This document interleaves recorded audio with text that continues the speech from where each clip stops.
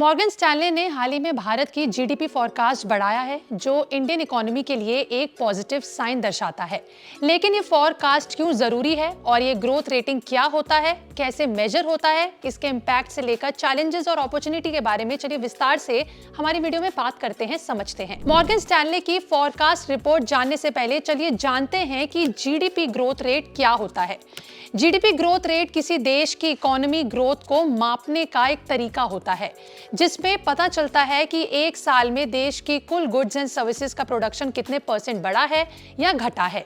जैसे मान लीजिए अगर जीडीपी ग्रोथ रेट 6% है, तो इसका मतलब यह है कि पिछले साल की तुलना में इकोनॉमी में 6% की वृद्धि हुई है। अब मॉर्गन स्टैनले ने फाइनेंशियल ईयर 2025 यानी 2024-25 के लिए भारत की जीडीपी ग्रोथ रेट का अनुमान बढ़ाकर 6.8% कर दिया है, जो पहले 6.5% था। इसके अलावा फाइनेंशियल ईयर 26 के लिए ये 6.1% है और फाइनेंशियल ईयर 27 के लिए ये 6.5% रहने का अनुमान जताया जा रहा है। देखिए, जब भी जीडीपी ग्रोथ में बढ़ोतरी होती है तो उसका मतलब होता है कि देश की अर्थव्यवस्था मजबूत हो रही है। इससे रोजगार के अवसर बढ़ते हैं, इन्वेस्टमेंट बढ़ता है और लोगों की इनकम ग्रोथ होती है। जैसे अगर इंडस्ट्रियल ग्रोथ होती है तो वर्कर्स की डिमांड भी बढ़ती है, जिससे एम्प्लॉयमेंट अपॉर्चुनिटीज में भी बढ़ोतरी होती है। चलिए अब जानते हैं कि इस करंट फाइनेंशियल ईयर में भारत के लिए क्या चैलेंजेस हैं और क्या अपॉर्चुनिटीज सामने हैं। सबसे पहले अपॉर्चुनिटीज के बारे में बात करते हैं। पहला है इन्वेस्टमेंट अपॉर्चुनिटी में वृद्धि। देखिए, इस फाइनेंशियल ईयर गवर्नमेंट और प्राइवेट दोनों ही सेक्टर्स में कैपिटल इन्वेस्टमेंट बढ़ने की काफी संभावना है, जिससे इंफ्रास्ट्रक्चर और इंडस्ट्रीज में सुधार भी होगा। दूसरा है कंज्यूमर डिमांड में सुधार होना। रूरल और अर्बन एरियाज कंज्यूमर स्पेंडिंग बढ़ने की संभावना है, जिससे रिटेल और सर्विस सेक्टर में इंप्रूवमेंट होगी। तीसरा है इन्फ्लेशन में कमी। देखिए, प्राइस स्टेबिलिटी से कंज्यूमर की परचेजिंग पावर में इंप्रूवमेंट आएगी, जिससे क्वालिटी ऑफ लाइफ भी इंप्रूव होगी। अब चलिए चैलेंजेस के बारे में बात करते हैं जो इस फाइनेंशियल ईयर सामने आ सकते हैं।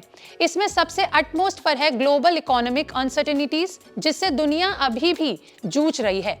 देखिए, दुनिया भर में मंदी के संकेत और हाई कमोडिटी प्राइसेस भारत की एक्सपोर्ट पोटेंशियल को अफेक्ट कर सकती है। दूसरा है इंटरनल पॉलिटिकल इंस्टेबिलिटी। देखिए, इलेक्शंस के दौरान पॉलिसी चेंजेस से आर्थिक निर्णयों में अनसर्टेनिटी आ सकती है। वहीं तीसरा चैलेंज है वेदर रिलेटेड रिस्क, यानी ये कि मॉनसून में इरेगुलरिटी से एग्रीकल्चर प्रोडक्शन इफेक्ट हो सकता है, जिससे रूरल इकोनॉमी पर सीधा असर पड़ेगा। इंडियंस के लिए इस जीडीपी फोरकास्ट का मतलब होगा जॉब बढ़ना, इनकम इंप्रूव होना, बिजनेस ग्रोथ होना और इन्वेस्टमेंट अट्रैक्ट करना। तो देखिए, ये तो साफ है कि मॉर्गन स्टैनले का भारत के लिए जीडीपी ग्रोथ रेट का अनुमान बढ़ना ये दर्शाता है कि इंडियन इकोनॉमी स्थिर और मजबूत हो रही है। हालांकि कुछ चुनौतियां हैं, लेकिन सही नीतियां और निवेश से इनका सामना भी किया जा सकता है। ये समय है जब भारतीय नागरिकों को अपने ग्रोथ और इन्वेस्टमेंट पर फोकस बढ़ाना चाहिए, ताकि ये इस आर्थिक वृद्धि का लाभ उठा सके। आपका इस पर क्या कहना है? कि आपको लगता है कि भारत की जीडीपी ऐसे ही स्टेबल रहने वाली है या उसमें कुछ बदलाव हो सकते हैं? अपनी राय हमें कमेंट में लिख के जरूर बताइएगा। वीडियो अच्छी लगी हो तो लाइक शेयर करना ना भूलें और हमारे चैनल पेसा लाइफ को भी सब्सक्राइब कर लें।